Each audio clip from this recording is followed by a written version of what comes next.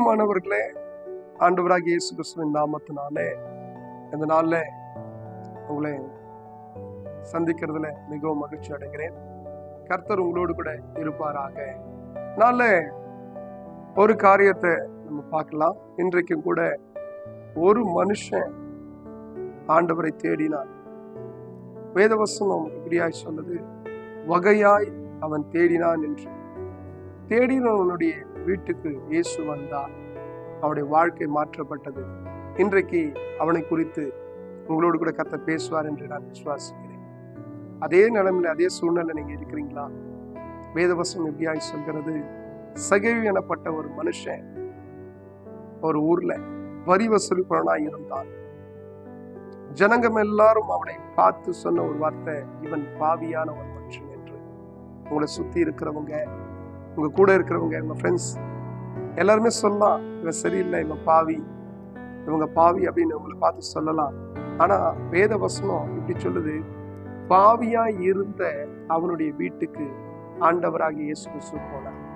இன்றைக்கு வேதவசனம் இப்படி சொல்லுது, சகேயு எனப்பட்ட ஒரு மனுஷன் ஆண்டவராகிய இயேசு கிறிஸ்து வருகிறார் என்று கேள்விப்பட்டு அவரை பார்க்கும்படியாக வகை தேடினான் என்று கர்த்தருடைய வசனம் எப்படியா சொல்கிறது. இன்றைக்கு நீங்க வகையா இயேசுவை தேடுவீர்களானால் ஆண்டவராகிய இயேசு கிறிஸ்து சகேயுடைய வீட்டுக்கு போனார் என்று பார்க்கிறோம். அந்த வீட்டுக்கு அவர் போனது நிமித்தம் வார்த்தை இப்படியா சொல்கிறது, இன்றைக்கு இந்த வீட்டுக்கு ரட்சிப்பு உண்டாச்சு என்று. இன்றைக்கும் ஆண்டவராகிய இயேசு கிறிஸ்துவை நீங்க தேடுவீர்களானால் நீங்க ரட்சிக்கப்படுவீங்க. உங்க குடும்பம் ரட்சிக்கப்படும்.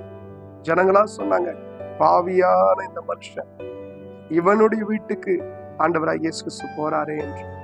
மனுஷகுமாரன் பாவிகளை ரட்சிக்கவே இந்த பூமிக்கு வந்தார்.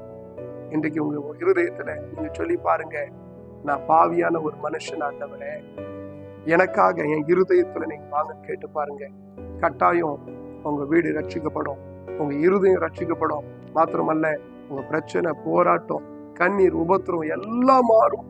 ஆண்டவராகிய இயேசு கிறிஸ்து உங்க இடத்துல வரும்போது எல்லாம் புது சிருஷ்டியாய் மாறிடும். கர்த்தரை விசுவாசிங்க. கர்த்தர் உங்களை ஆசீர்வதித்து உயர்த்த அவர் வல்லமுள்ளவராய் இருக்கிறார். ஜனங்களாயிரம் சொல்லுவார்கள், தூற்றி திரிவார்கள். உங்களை குறிச்சு ஒருவர் மாத்திரமே வகையாய் அறிந்திருக்கிறார். அவர்தான் ஆண்டவராகிய இயேசு கிறிஸ்து. அவரை விசுவாசிக்கிறவர் கெட்டு போவதில்லை என்று வேதம் சொல்லுவது. கர்த்தருடைய கிருபை இரக்கம் தொடர்ந்து உங்களை நடத்துவதாக. இந்த வார்த்தை உங்களை தொற்றுக்கும் என்று நான் விசுவாசிக்கிறேன்.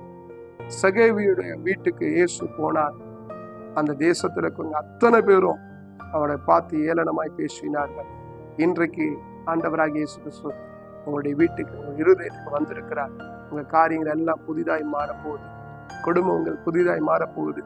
உங்களுடைய வாழ்க்கையில் இருக்கிற எல்லா போராட்டம், உபத்திரவங்கள், கண்ணீர், வியாகுலங்கள் எல்லாம் மாறி களிப்பாய் கர்த்தர் மாற்றி போகிறார். இந்த நாள்ல கர்த்தர் உங்களை ரட்சித்து ஆசீர்வதித்து உயர்த்துவாராக. ஜெபிக்கலாமா? என்னோடு கூட இணைந்து நீங்களும் ஜெபம் பண்ணுங்க.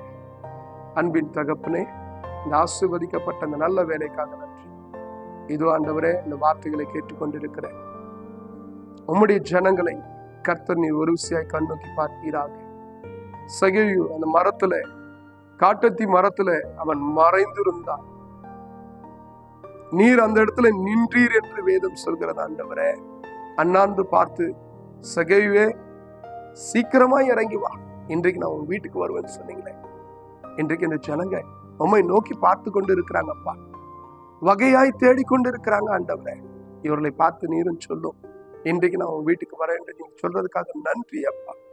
இயேசுவே, ஒவ்வொருத்தரும் வீட்டுக்குள்ளும், ஒவ்வொருத்தரும் இருதயத்துக்குள்ளும் ஏசப்பா நீங்க வாங்க ஆண்டவரே. உடைய குடும்பம் ரட்சிக்கப்படும், வீடு ரட்சிக்கப்படணும், சமாதானம், சந்தோஷத்தை காணணும் ஆண்டவரே. இயேசு இருக்கிற வீட்டுல பிரச்சனை இல்லை, போராட்டம் இல்லை, கண்ணீர் இல்லை, உபத்திரம் இல்லை. இன்றைக்கு இதை பார்த்து கொண்டிருக்க ஒவ்வொரு வீடுகளுக்குள்ளவும், ஒவ்வொருடைய குடும்பத்துக்குள்ளவும் இருக்கிற பிரச்சனை, போராட்டம், கண்ணீர், உபத்திரமும், பாவம் என்கிற கரை மாறட்டும் ஆண்டவரே. ஒவ்வொரு குடும்பத்தையும் ஆசீர்வதியும், நன்மையினாலும் இரக்கத்தினாலும் கர்த்தர் மூடுவீராக. வல்லமுள்ள கரத்துக்குள்ள அர்ப்பணித்து ஒப்பு கொடுக்கிறோம். ஒவ்வொரையும் பொறுப்பெடுத்துக் கொள்ளும். உடைய கரம் நடத்தட்டும். இயேசு நாமத்தில் ஜெபிக்கிறோம் பிதாவே, ஆமென். அன்பானவர்களே, இன்றைக்கு சகேயுடைய வீட்டுக்கு வந்த தேவன் உங்களோடு கூட வந்திருக்கிறார். கட்டாயம் உங்களுடைய வாழ்க்கையில ஒரு அற்புதத்தை தேவன் செய்வார். அவர் இருக்கிற இடத்துல பிரச்சனை இல்லை. இன்றைக்கு அவர் உங்களோடு கூட இருக்கிறார். உங்களுடைய பிரச்சனைகளுக்கு இன்றைக்கு ஒரு முடிவை ஆண்டவர் கட்டாயம் உங்களுக்காய் கொடுத்திருக்கிறார். கர்த்தர் உங்களை ஆசீர்வதித்து உயர்த்துவாராக. God bless you. Amen.